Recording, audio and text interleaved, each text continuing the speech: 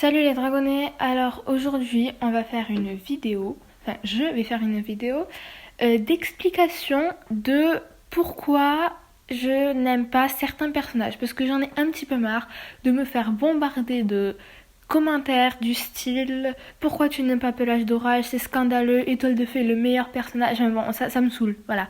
Donc dès que vous poserez une question sur pourquoi j'aime pas ce personnage, vous irez voir cette vidéo, comme ça ça m'évitera de répondre. Enfin, c'est pas que j'aime pas répondre, parce que j'aime bien faire ça, mais ça m'évitera de réexpliquer tout le temps la même chose. Voilà. Donc, c'est parti.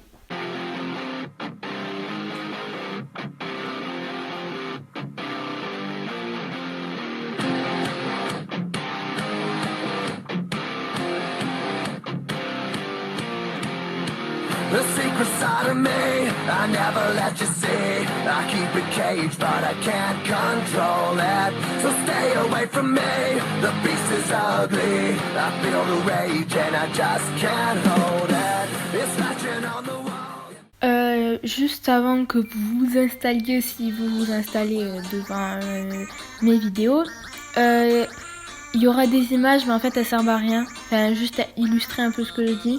Donc en fait, c'est plus un truc à écouter quand vous faites autre chose. Sauf si vous voulez absolument savoir pourquoi j'aime pas ces personnages et que du coup vous devez être absolument attentif à ce que je dis, même si c'est pas très clair ce que je raconte. Mais voilà, c'était pour vous éviter de vous embarquer et que vous passiez 10 minutes à regarder juste une image qui change pas. Voilà, donc je vous laisse avec la vidéo.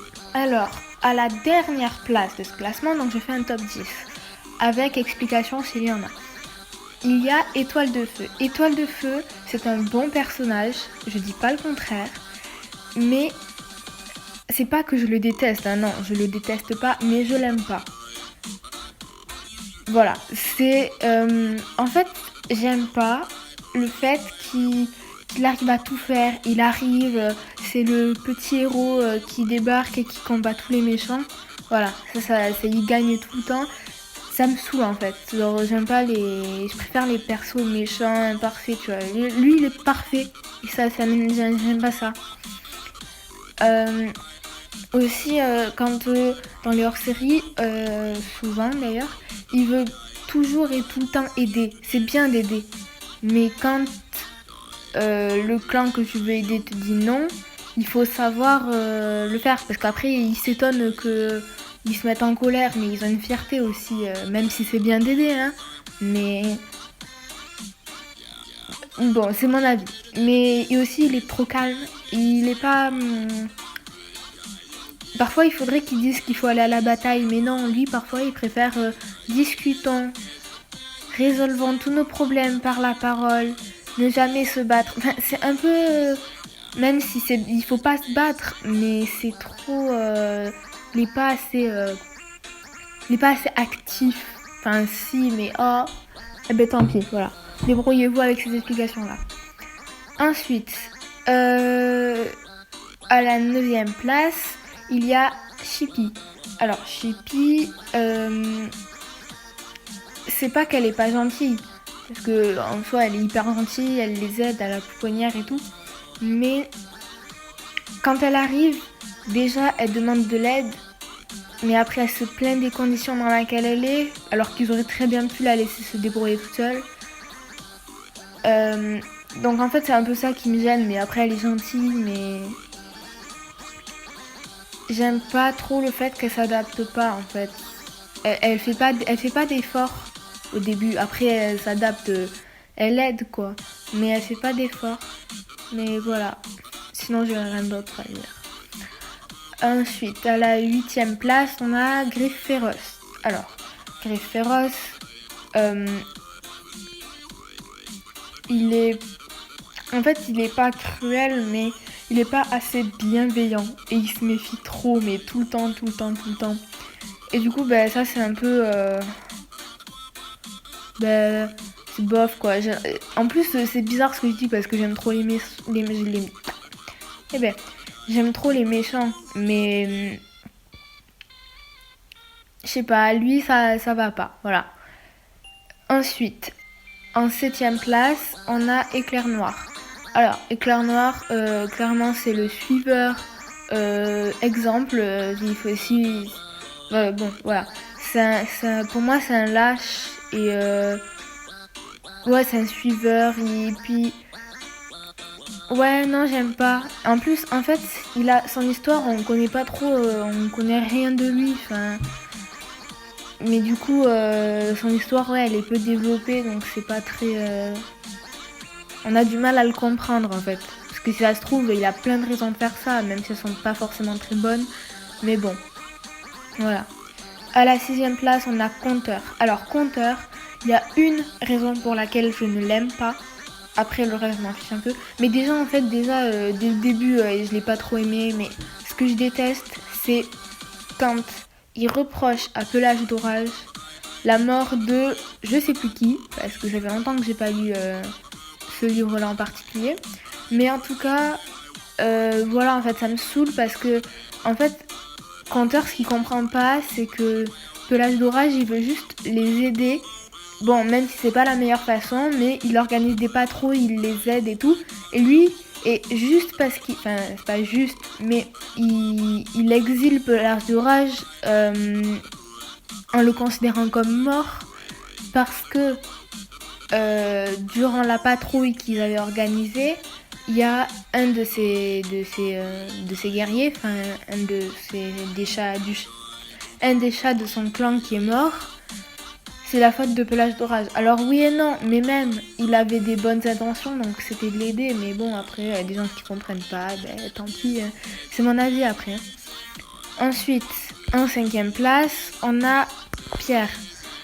Alors Pierre, en fait déjà il est bizarre, il vit dans une caverne, il en sort jamais, je sais pas, c'est chelou déjà, mais après sinon, c'est de sa faute si Œil de G, il est accusé du meurtre de Plume de Flamme. Et attendez, Œil de G c'est mon bébé, c'est mon chouchou, on touche pas à Œil de G.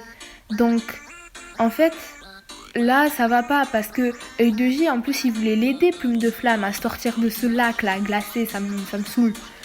Mais non, Pierre il apparaît, voilà. Il apparaît au milieu du lac et il lui dit laisse-le, c'est son destin. Mais non, il l'aide. Et toi après, qu'est-ce qu'il tu lui dis de le laisser mourir? Mais non, il n'y a pas à faire ça. Et ben non. Et après, Œil de G il se fait accuser et tout.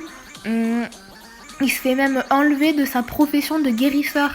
Mais les gens ils réfléchissent 2 secondes ou pas? Œil de G c'est le meilleur guérisseur de toute la terre entière.